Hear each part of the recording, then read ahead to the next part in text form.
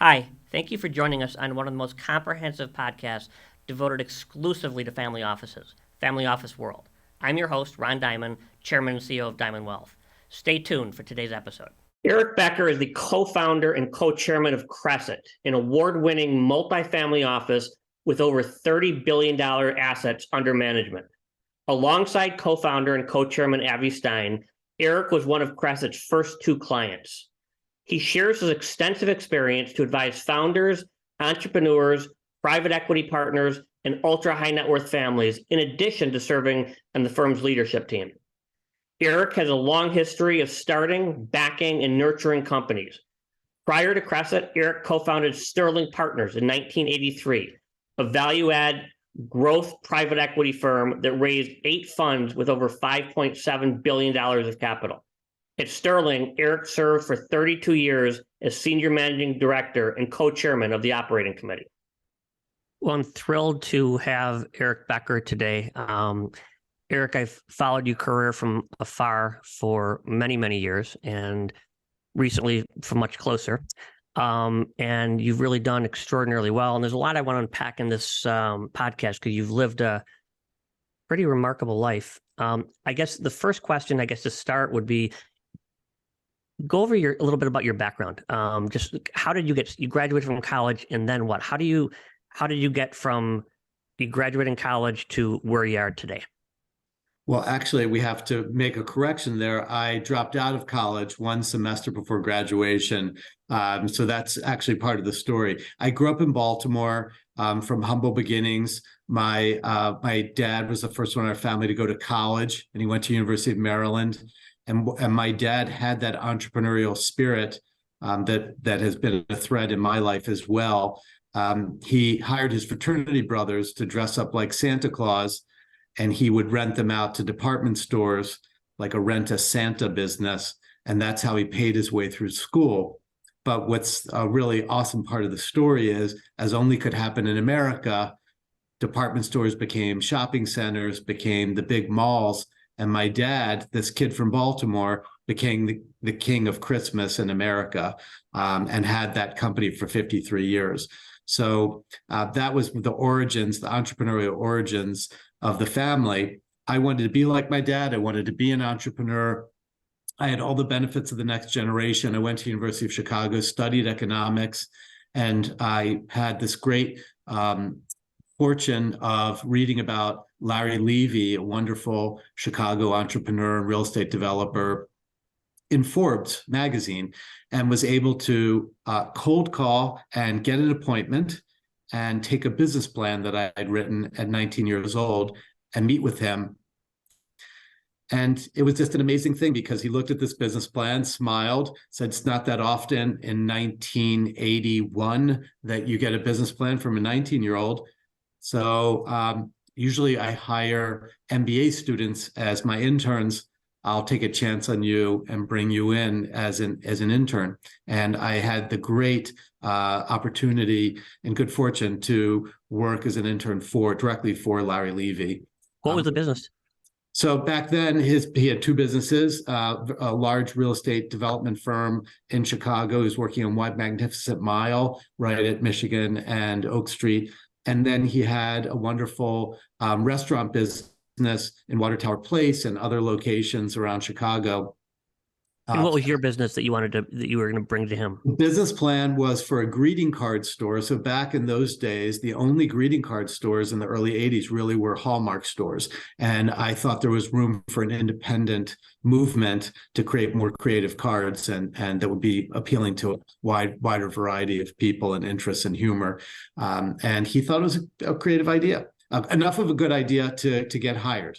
And one thing that is an amazing story from that internship is that at 19 years old, I went in for my first day, and Larry Levy said, please go to this room where I have all the drawings for these buildings and One Magnificent Mile, and I want you to bring me a map of this location I'm working on. I went into the room. Back then, before digital, everything was in little cubby holes. I went up and down, couldn't find these documents, and looked twice, think I was very thorough, went back in and said, Mr. Levy, I'm so sorry. I checked that room twice and there's no map there. What do I do? And he said, without hesitation, I was looking for a map, not an excuse for a map. I don't care if you have to go to Michigan Avenue to, back then, the Rand McNally store and buy a map, or call my architect and have him send another copy. Bring me solutions, don't bring me problems. And it was an amazing learning for a 19-year-old, something I've never forgotten. All right, so you're starting off your business career with a legendary entrepreneur, and I know Larry quite well. He's done phenomenally well. What happened after that?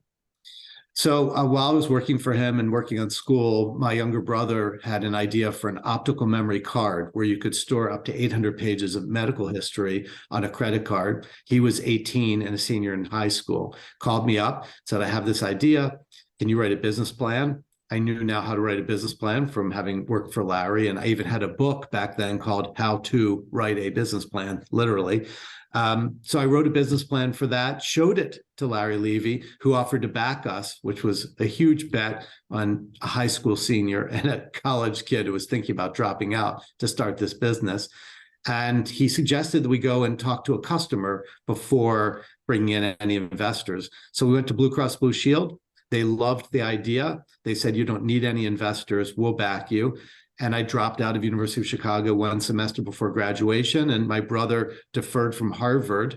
And we started this company that became an important company at the time, because it was not only the first digital technology for medical records, but it was also the first technology to adjudicate medical claims using computers. So before that, doctors would take all their claims on paper and put them into boxes and send them into insurance companies, and the processing was crazy.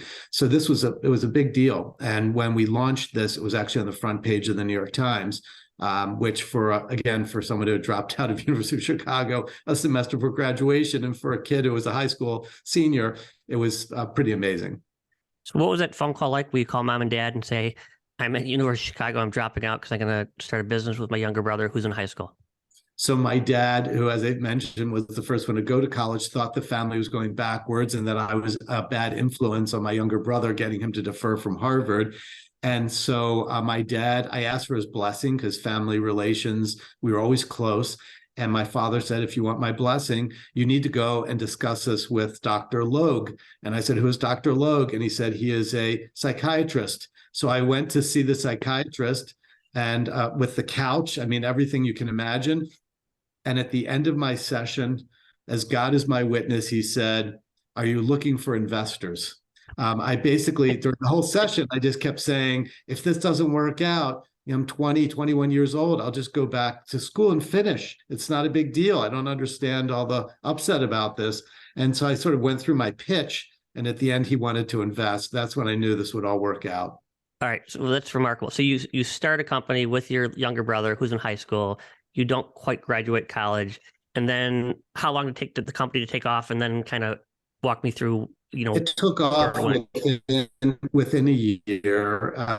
There were two other co-founders, one a high school classmate of mine who I'd known since the 8th grade, and then a friend of mine from Chicago. So the four of us launched this business, and it took off within a year. And then a year later, we sold the business to Blue Cross Blue Shield. So had our first exit from an entrepreneurial venture at a very, very young and immature age.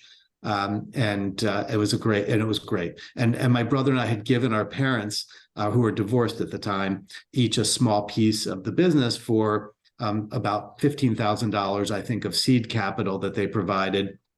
And it was really a proud moment when our mom and dad were able to pay off their mortgages at the sale of the business. That's great. So you're young, you do have an exit. You're dealing with probably more money than most, if not all, of your friends. Then what? So, of course, relating it to what I do now, what do you think let's call it, my brother might have been 2021 by then. What does a 20-year-old and say his 23-year-old brother do on the day that they sell their business back in, say, 1980, 85 or whatever it was? The answer is they go to the Mercedes and Porsche dealership and they buy cars. So rather than doing sound financial planning, and all the things that that I tell others to do now, and of course have learned through the subsequent 40 years of life. We didn't have access. We didn't know what we didn't know. We didn't have access to great advice. We didn't have any of that. So we did what two children would do, and we went out and bought a couple of cars. That's great. And then you started the private equity firm, right? After that, started a private equity firm with the same group. So with my brother and the two other friends, started what was Sterling Partners. Grew that for almost 30 years, and I loved that. We particularly specialized in healthcare services, education. We had a wonderful business at one time called Sylvan Learning Centers, which was a tutoring business for kids. And then later in my career, we moved into areas like e-commerce, logistics, cloud infrastructure, which included data centers. So it was for someone who's always been curious and always interested in learning, loves figuring out business models and best practices for talent and developing leadership and finding leadership. This was an amazing opportunity and really a lot of fun for many, many years. The thing about life is that you don't always get to go where you'd like to go. And so in 2012, after wonderful, call it 30 years of doing that, my wife, Jill, we had 3 kids, 2 boys, wonderful daughter, Kara, in the middle. And Kara was 21 years old. And that summer, she had a summer job, and we heard that she had developed leukemia. So we took her to Johns Hopkins.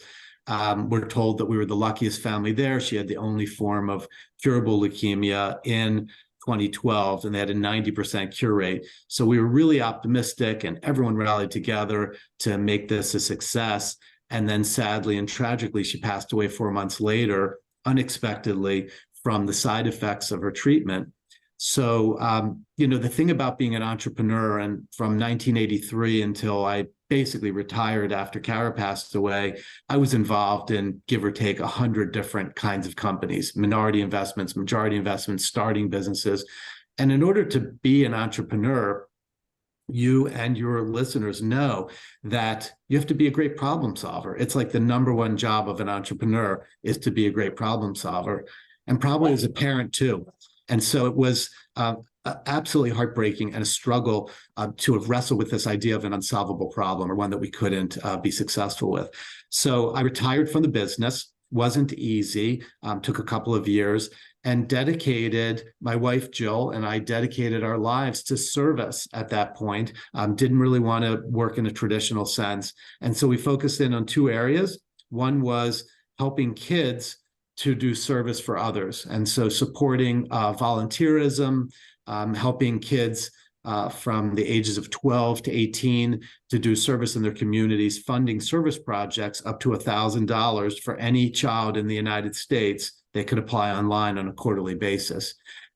And that was wonderful. And then the other area we focused in on was supporting and fostering entrepreneurship. I thought entrepreneurship, every business I ever invested in, started, or bought, there was an entrepreneurial element and an entrepreneur who started it. And I also think that entrepreneurship is an amazing framework for problem solving, for leadership, for creating projects and making things happen. So those were our 2 areas of focus. And the amazing thing about that time is that after focusing our energies on, let's call it good karma, maybe a year and a half later, I felt a lot better about things and wanted to get back into investing again, which then opened the door to the next chapter. All right, and then walk me through the next chapter. So at that point, I thought I'll start with my own family office and see where that takes us. And I had shared a family office with my brother and the other 2 partners for 15 plus years. But I had not paid much attention to it.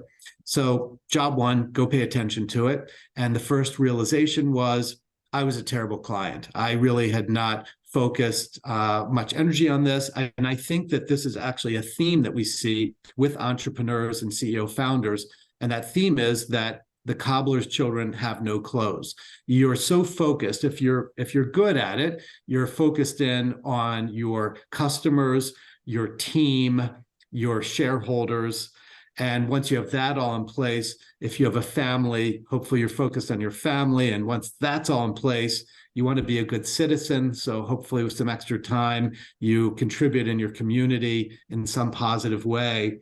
There just isn't enough time after all of that to really dig into financial planning and estate tax and things that really need to get done. But I think that it's probably a crisis in terms of the numbers of people that just don't get to it, or if they do, they're not keeping these plans up to date. So I really was no different. When I came back and looked at it after a lifetime of work, after a career, I was disappointed, but I really felt that I owned it. I had not been engaged, and I had a lot of work to do. And what I also learned about the family office that I had, it was mostly focused on back office activities. So reporting, great support for estate tax planning, tax preparation and tax compliance. But there wasn't what I would call an origination engine, the ability to go out and develop an investment thesis and then originate, underwrite, diligence, and manage a portfolio of investments, particularly private investments, which was a passion of mine and an area where I'd spent much of my career.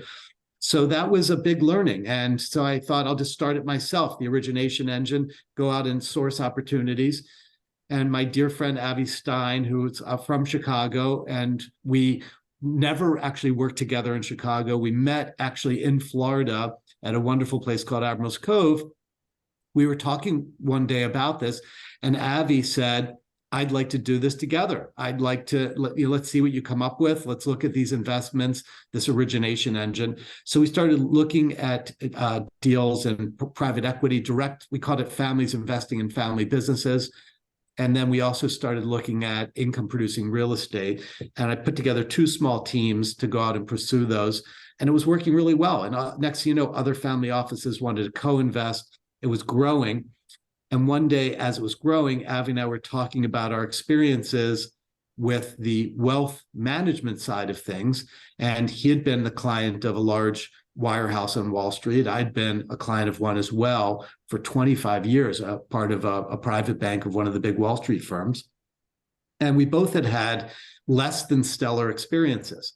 And we felt that it just could be so much better. We sort of looked at the state of the world and the state of things and said, there has to be something better. Let's go out and research and see if we can find what that is.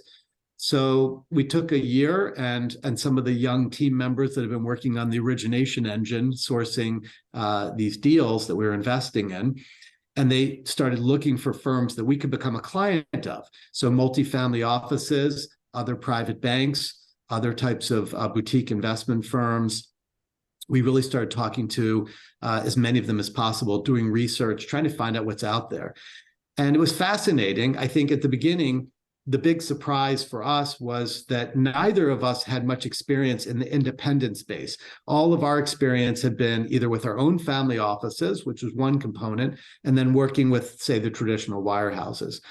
But when we discovered the independent space, which was only maybe about a third of the entire wealth market in the United States or North America, we were really surprised at that it wasn't bigger. And it was also very, very fractured. There were so many firms, and most of them were small businesses. You know, it sounds like a big number when someone says I manage $500 million or $1 billion. They sound like big numbers. But when you really look at these companies that are providing the services, they were mostly small businesses. And many times they were 3 people that had left a wirehouse, and it was a 65-year-old, a 55-year-old, and a 45-year-old. And we loved that they were fiduciary. We loved that they were independent and advice only, but we didn't find the sophistication that we needed around family office and particularly access to private investments, which we've seen over the years, say in the endowment space, have become such an important component of any long-term investment strategy. So that was really an interesting learning. And this all came together when I was a guest of the Family Office Exchange at a meeting of theirs in Miami, their council meeting of a group of families. And when I came in, this gentleman said, I'm going to be presenting today the asset allocation model and history of a 7th generation family. This family's origins are from Argentina. They owned a brewery 7 generations ago. Now they are a global family, hundreds of family members, many billions of dollars of AUM. And the way that they've kept up with this growth in family is this asset allocation model. And he showed 7 slides, each generation, how it had changed. First, it was the brewery, 95%, 5% other. Fast forward to the current generation, it was basically in 4 buckets. Roughly a quarter was in direct ownership of real estate, directly in real estate, not through funds, and it was often with other families. About a quarter of it was ownership of companies. They made their wealth through the brewery and they were comfortable owning companies, and they still did 7 generations later, directly, not through funds, and many times in partnership with other families. That was 50% of their asset allocation model was in companies, private, and real estate. And then 25% was what we would call maybe traditional alternatives, funds that we've heard of in the private space. And he said this is how they learned how to invest directly. By investing in these funds for many, many years, they learned how the GPs did their trade, and they learned from that so that they could do some direct investing too. And 25% was stocks, bonds, and cash, which was shocking to me that that's what they had developed over 7 generations. So you basically had you, your brother, and 2 other partners. You've all done well, relatively young, and you're basically looking at deals, but it wasn't what I'll call a fully structured family office. Was that fair? Yes, it was a family office in name only. Something now that I've learned is very prevalent, that everyone may use the word family office and it has so many different meanings. The first of which, by the way, is most family offices that I meet are actually investment offices. It's funny that they have the word family in them. They're mostly investment offices, but there's so many different types. And in my case, I would call this more of a back office. So what is to you, if I said, what's a family office? What's a family office? Yeah. So the ultimate family office, which I thought was exemplified by this meeting in Miami, what I saw is a world-class family office, in my view, would have teams that have expertise in multiple investment classes or asset classes, including real estate, private equity, some exposure to venture capital and secondaries. And then on the public side, have a team that at the minimum can do strategy around super efficient beta and hopefully manager selection and manager diligence for active managers, and then have the capability to support a family, all the things. And that's why I think it's so interesting, the word family in family office, like how do we put the family back into the family office? That's a huge deal. So it's communication, it's planning, it's mission and purpose and governance. It's how you talk to your kids about their responsibilities. It's helping the kids to deal with the stress and pressure of having successful parents. There are just many, many things, like this wonderful many layers of complexity that come along with family. So being capable around that as well. So to me, it's almost an institution. I mean, a world-class family office would be like an institutional grade investment office and family office.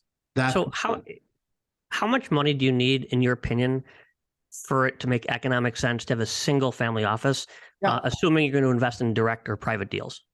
So I used to think that it was $1 billion when I first started with Avi and the investigation and research that led to Cresset. I would say at the launch of Cresset, I thought it was $5 billion. 2 years into it, I would say probably closer to 10 billion. And I'll stick with that number now. And it sounds like a really big number, but the reality is to go and do what I described, to field world-class teams that have those types of capabilities, it's expensive, really expensive. And the family office that I had many years ago now, I mean, you're talking about, call it at least 15 years ago, it was probably $3 million a year in overhead expense. And that doesn't include the fees that were paid to our Wall Street firm private bank that was overseeing a lot of it, and then all the underlying manager fees that we were paying. I'm just talking about $3 million in administrative overhead. And remember, that was for what it was essentially a capable back office with the title of family office, didn't have private markets origination and underwriting and management capabilities. So it's expensive, and it's getting more expensive to get that talent.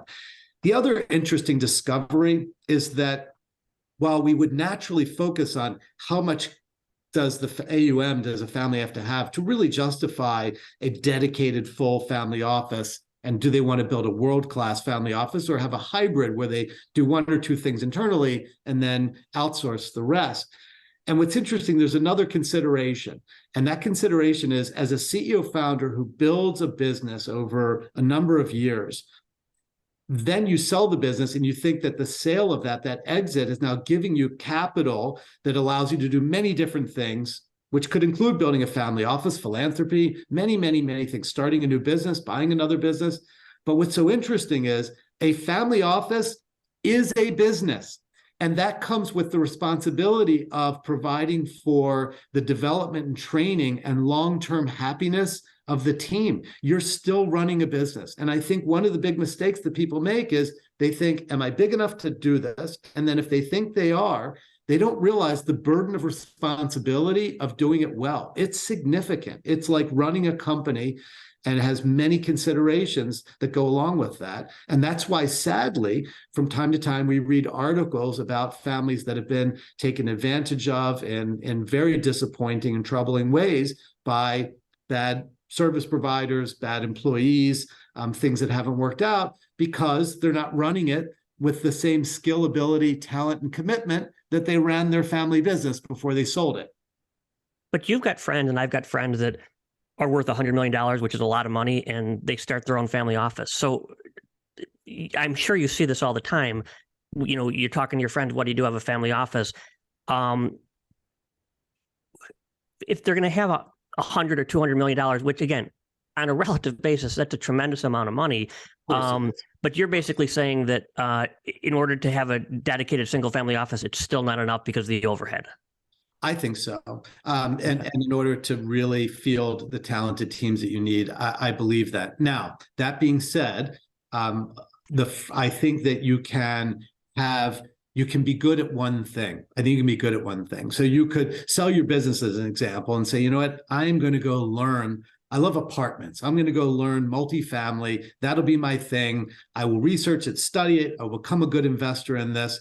That's what I will do. I'll outsource everything else. Back office administration, a diverse portfolio of other asset classes that you will need, planning, all of that. So I think that you can, at the levels you're talking about, I think you can be good at kind of one thing. You can be really good at administration. You might be able to be good at administration in one type of investing. And we see this. I mean, there are families. I'm from Baltimore. In Washington, D.C., there are these wonderful real estate families that are well known in Washington, D.C., and many of them have family offices. And so they're good at investing in real estate. That's how they created their wealth. And so they'll continue to do that. But then they'll outsource the rest of it, manager selection and the planning and really how to build a world-class diversified portfolio. Now, you've built Cresset to... I was with Avi, I don't know, 6 years ago when you guys just were getting started. And I'm like, where do you want to be? And he's like, I'm going to get this to $30 billion. And I would, I know him well. I would never bet against him, but that's a bold statement. And here you are 5+ years later, and you're just about $30 billion. So what's been the biggest surprise for you in building this? Because it's different than private equity, and you're in a different industry. Oh, much different. This is unprivate equity. And what I mean by that is that when we started it, first we started with deep planning around culture and building a brand. What would Cresset stand for? We could have named this business. We look at the RIA business. So many of these RIAs are named after people. So, Becker, Diamond Becker. We decided we would pick a brand, a trademark name that we could then create values and a brand around that name, and that we would start with culture, what that we wanted this to be, and then take a very long-term horizon. From the earliest days to the earliest team members that joined, we said to them, we are on a 100-year journey. We are on a 100-year journey. And what we meant by that is we are looking at this over the very long term for multiple reasons. The first is, what type of firm would you want to be served by? You'd want to be served by a firm that has that kind of view. Private equity is wonderful. That's the industry that I was in, and certainly a lot of our family wealth relates to private equity. But to me, this is something, it's very personal. And the opportunity here, I think, is to build a platform for families over the very long term. So that changed our perspective. I think that it made a difference in our growth trajectory, which has been a very significant growth trajectory. Because the year you're talking about, we finished the first year with about $3 billion in assets. 5 years ago, it doubled to 6, and then it doubled to 12, and then it basically doubled to 23. And as you said, we're sitting at about 30 billion after 5.5 years. What's been the biggest challenge with doing this? So I think the biggest challenge is building out the infrastructure that goes along with living up to the promise. And so we have a very, very significant commitment to our client families and to ourselves. Avi and my families were amongst the very, very first clients, my brothers and other friends of ours that first year. So I would say living up to the promise of the brand and the commitment that we've made to develop the very best talent and to be capable in multiple asset classes and to have a very, very rich set of services that can help families lead a better life. We call it life optimized, and that is not just thinking about money, which of course money is important, but it's only one part of life and only one part of living a successful and hopefully happy and fulfilling life. So that includes family and dealing with aging parents in a compassionate and effective way, and raising hopefully highly functioning children that have their own issues, dealing with, in many cases, high performing, competitive and successful parents. So there are just many, many considerations to what it means, I think, as the Stoic philosopher said, to living, a very high quality and fulfilling life. We try and look at all of those things together. So the word holistic, that you're basically a holistic firm, and you're not looking at it just from dollar signs. So right. You've created Cresset. It's got a phenomenal reputation. You're almost at $30 billion. I know you had a tragedy with your daughter, and your two sons, I know, are doing really, really well. What right now are you most grateful for? Well, 100% grateful for my family, for my wonderful wife, Jill, who's been so supportive of my entrepreneurial journey. Having a life partner who is supportive in entrepreneurship is a huge asset. There's a dark side to entrepreneurship, and that is there are many, many families that end up broken in some ways because of the entrepreneurial journey, whether it's divorce or other things. And so I feel incredibly blessed and lucky and grateful for my wonderful wife and the two boys, and for this wonderful partnership that I feel that my family has with the Stein family. Our boys are all friends, which is wonderful, and have developed a close relationship. And the partnership that Avi and I have is something that I hope is an example for our sons, for our next generation, as to what a partnership can mean, what it truly means in all elements of trust and having each other's back, and helping to bring out the best in each other, because humans are flawed. There's all kinds of evidence of that everywhere you look. And so having someone that you can work with that can help bring out the best in you is something I'm very grateful for. Then do you think, let's look forward 5-10 years, how is the family office industry going to change, in your opinion? Because right now, in general, it is fragmented, it is siloed, it is inefficient. There's very few firms like yours who do the whole package. Where do you see this industry heading in the next 10 years? I think that it's good news. I'm actually happy. I feel like so many times, particularly in these challenging times we're living in, many times we have to deliver challenging news. I think that actually there's good news. I think the good news is that the professionalization of the family office is happening, and the support system around families is improving. Cresset would be one example of that, but there are other examples, whether it be in technology to support family offices, or whether it's in service platforms and multifamily offices and other resource consultants, advisors, and whatnot. I think that the professionalization, the trend towards professionalization of family office is absolutely on the move. And organizations and resources, you have your podcast as an example, but there are just many, many examples of how the industry, if you will, or the community, I like that better, is organizing and becoming. So what inning are we in your opinion?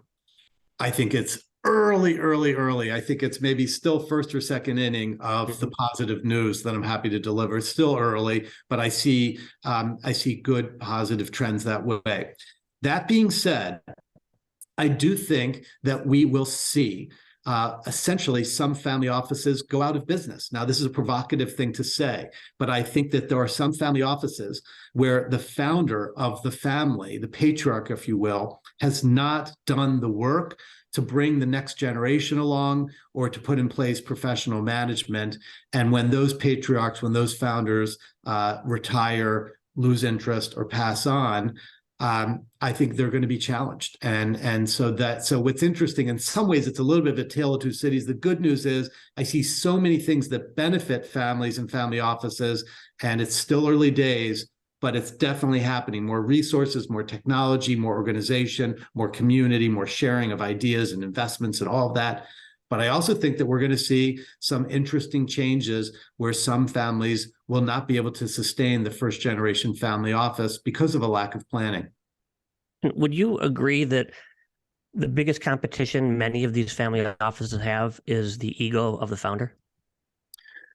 Well, I do think that there is an element of that we see. And certainly some examples are a person that was obviously talented, a risk taker, an entrepreneur, and builds an enterprise in a category. Let's just make one up and say it's food.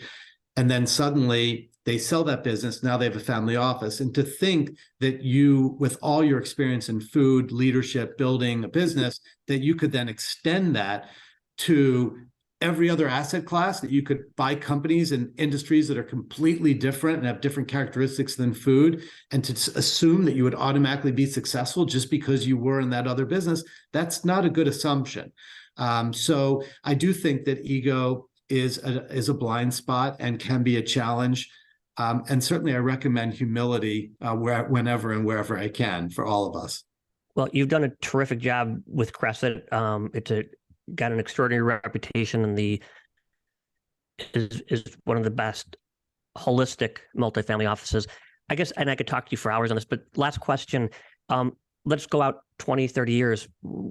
Talk to me about what your kind of goals and objectives are personally, and like where do you want to be in the next 20 to 30 years? What do you want to happen that would say this was successful, I did it right? Sure. So I'll start with my own family, which I think that Avi's and my families were the guinea pigs, were the beginning of all of this. So 20 or 30 years from now, my boys will be, from 48 to 58 years old and beyond. And so the first thing is, have we developed a platform that will help that next generation to have been leading, fulfilling lives, to be capable in whatever their chosen endeavor has been, that career, that choice that they've made, or if they're involved with the family office, hopefully that they become capable participants. I said that I was not a good customer of my own office, 30 years ago. And so I hope that we will have done a much, much better job now, starting with our own families, and then for the amazing Cresset families that we have now. So that would be the first thing. The second would be our leadership. We have amazing next generation leadership that we have been investing in their development and their future. And so the idea that they will be the leaders of Cresset taking this forward, that my family will be a client of the firm and continue to be a client of the firm is what I'm thinking about. And that we will have seen this grow to create opportunity for the families that are on the platform and for the teams that are serving those families. That would be an amazing outcome, and certainly my wish for the Cresset community. Well, this has been terrific. And again, I could talk to you for hours about a whole bunch of different things. Thank you very much for your time. Congratulations, obviously, on the success you've had as a company, but more important, on the success you've had as a human being, because you've really made a big difference. Well, you're very kind to say that. And I would like to say thank you to you, because I've seen the commitment that you have to this community, to elevating everyone's game, and helping them to set higher goals and expectations, to become better involved and better in all aspects. So thank you for the role you're playing in that as well. I appreciate it. Well, I look forward to seeing you soon. And again, thank you so much for your time. All right. Take care, Ron. Thanks for tuning into Family Office World for today's show. Please make sure to subscribe on iTunes or your favorite podcast platform. I'll see you on the next episode. Family offices have approximately $10 trillion in assets, with another $65 trillion being transferred from baby boomers to the next generation in the next 15 years. This is the largest transfer of wealth in history. Family offices will soon control more money than the entire private equity and venture capital industries combined. The family office world is going to disrupt the way in which funds are raised. The world is changing so rapidly, so quickly. If you look at my generation versus my children's, there's been a bigger change, in my opinion, than any generation, including the Industrial Revolution. We are only in the second inning in the evolution of family offices. Every high-end service provider is trying to break into the lucrative family office market, mostly with limited success. Let Ron Diamond, one of the industry's most sought-after advisors, show you how he and his team have been able to navigate the family office landscape while developing meaningful relationships. I was giving a lecture, a keynote at Stanford about 2 years ago, and I had $5 billion families on the stage. And I asked each one of them, I said, what's a family office and why did you create it? And I had 5 completely different answers. And nobody was wrong or nobody was right. But that's kind of where this industry is. Only 25% of family offices make it to the second generation. 10 make it to the third, and 5 make it to the fourth. So the model doesn't work. Here's what we need to do. We need to come together as a community and share best practices. Representing over 100 family offices, from $250 million to $30 billion, Diamond Wealth has curated a community of family offices to collaborate and share best practices. We are now ready to share that thought leadership with service providers everywhere. We are at a tipping point, and there is no better guide into the world of family offices than Diamond Wealth.